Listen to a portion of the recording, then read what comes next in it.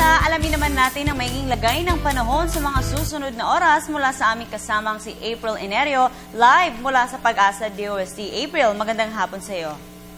Magandang hapon din, Habiba. Sa ating balita, good news mga kababayan. Walang kahit anumang weather disturbance ang namamataan sa loob ng Philippine Area of Responsibility ngayong Miyerkules. Intertropical Convergence Zone ang dominant weather system ang nakakapekto sa malaking bahagi naman sa particular na sa may Southern Luzon, Visayas at Mindanao. Mga kababayan, ang Intertropical Convergence Zone ang isang weather system na sinasabi nating breeding ground ng mga weather disturbances tulad ng low pressure bagyo.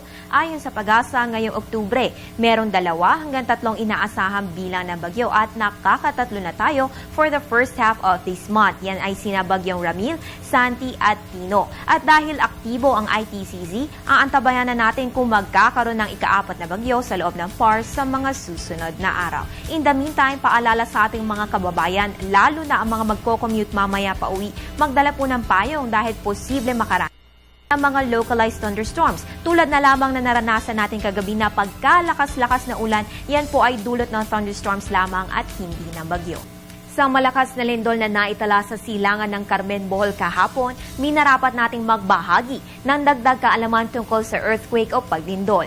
Merong 2 klase na paglindol mga kababayan. Yan ay ang volcanic at tectonic. Ang volcanic ay paglindol na dulot ng pagsabog ng isang bulkan, habang ang tectonic naman ay paglindol na dulot ng paggalaw between faults sa ilalim ng lupa. Itong nangyaring earthquake nga sa Bohol ay klinasipika ng Philippine Volcanology and Seismology of PHIVOLCS bilang tectonic. Meron itong magnitude 7.2 at umabot sa intensity 7 Tagbilaran, Bohol. Ngayon, ano nga ba ang pinagkaiba ng magnitude sa intensity? Ang intensity, mga kababayan, ang lakas ng pagyanig na sanhi na lindol sa isang partikular na lokasyon at depende pa yan sa maaaring epekto nito sa mga tao, istruktura at kapaligiran. Tandaan na humihina ang intensity ng lindol habang papalayo ito sa epicentro ng earthquake. Samantala, ang magnitude naman ay batay sa mga impormasyon tungkol sa lakas na lindol na nakalap ng mga seismographs. Ano naman ang mga panganib ng dulot ng isang lindol?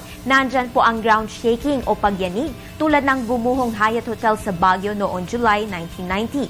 Ground rupture o pagbibitak ng lupa tulad naman na naganap sa kahabaan ng Digdig Fault same month and year. At ang liquefaction o pagsasatubig ng lupa tulad naman na naganap sa Gusali sa Dagupan, Hulyo rin ng taong 1990.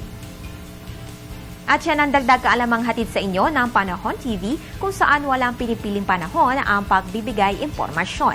Maging una sa weather updates at sa mga updates kaugnay ng Bohol earthquake, i-check lamang ang Panahon TV Facebook at Twitter accounts. At yan ang pinakauling balita mula dito sa Pag-asa DOST.